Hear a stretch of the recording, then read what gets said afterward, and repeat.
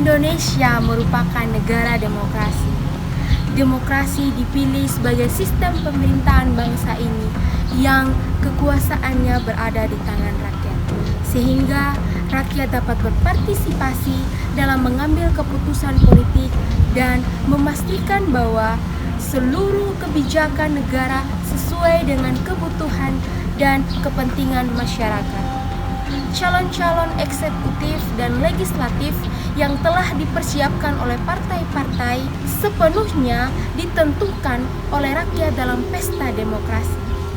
Pemilihan umum yang seharusnya diselenggarakan secara langsung, bebas, dan adil tidaklah berjalan dengan semestinya karena banyaknya kepentingan-kepentingan pribadi yang menyusup ke dalam demokrasi, sehingga muncullah beberapa isu atau masalah yang menjadi tantangan dalam demokrasi ini. Isu-isu tersebut dapat berupa pengelembungan salah satu suara kandidat, intimidasi, politik uang, dan beberapa isu atau masalah lainnya.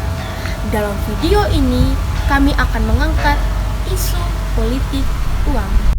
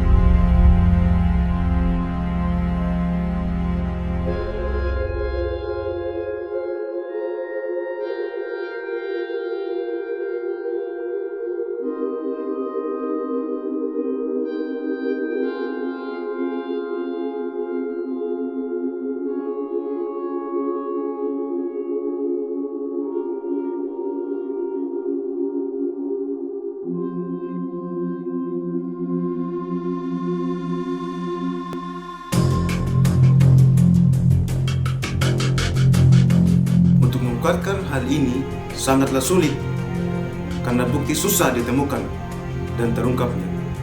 Namun anehnya, isu-isu yang terdengar pada masyarakat masih sering diperbincangkan. Media terus menyoroti isu politik uang, apalagi di saat menjelang pemilu seperti saat ini. Politik uang itu diharamkan dan ada sanksi hukumnya. Menjelang pemilu tahun 2024. Nah, di dalam demokrasi ini ada isu yang beredar, yaitu tentang politik uang. Bagaimana tanggapan Mama mengenai politik uang? Menurut pandangan saya atau tanggapan saya, bahwa politik uang itu memang terjadi, cuma dia tidak nampak. Contohnya macam serangan fajar. Tidak bisa dipungkiri bahwa politik uang itu ada. Politik uang itu sudah menjadi penyakit di setiap pemilu, pasti ada. Kalau ada yang bilang nggak ada, Pak, sudah nggak ada. Saya tiap hari di lapangan. Saya pernah ikut pilkada, pilihan wali kota 2 kali. Pernah ikut pilihan gubernur 2 kali karena 2 ronde. Pilihan presiden 2 kali. Jadi kalau ada yang membantah tidak ada, saya akan sampaikan apa adanya, ada. Permainan uang, politik uang ini kan menjadi salah satu cara, menjadi salah satu senjata dari setiap pribadi-pribadi yang selama ini tidak pernah ada di masyarakat, tidak pernah kerja untuk masyarakat. Dia mengandalkan demi uang, ya kan? Demi uang, dia andalkan demi uang gitu. Oh, saya bisa bayar, nanti kalau tusuk saya ya, nanti saya bayar kau. Tapi itu memang itu orang bilang itu black campaign, kampanye gelap. Ini jelas kalau sudah berbicara tentang politik uang, ini kepentingan pribadi menjadi sesuatu yang paling besar dari si pemberi tadi. Sudah pasti begitu. Dan dia tidak akan kerja buat masyarakat, sudah pasti. Kenapa saya katakan seperti begitu? Setiap apa yang dia lakukan, dia kerjakan untuk memilih dia udah bayar. Kembali lagi kepada kami pribadi, apakah kami mau terima serangan fajar itu atau tidak? Kalau kami terima, otomatis kami akan merugikan diri sendiri, secara tidak langsung saya sudah mendukung hal-hal yang tidak betul. Berarti saya mendukung pemimpin yang tidak efisien. Segala macam kau jangan bermimpi untuk kau bisa tersentuh apa yang menjadi kebutuhan kau, kebutuhan masyarakat, kebutuhan umum tidak akan tercapai itu loh gitu. Kenapa? Dia udah kasih keluar uang, siapa mau rugi? Kan politik uang ini sangat berakibat fatal bagi pemerintahan bangsa Indonesia. Maka sebab itu lahirlah sosok pemerintah yang tidak efisien, yang lebih mementingkan kepentingan pribadi daripada kepentingan umum. Akibatnya muncul korupsi yang merajalela di pemerintahan yang dipimpin oleh mereka.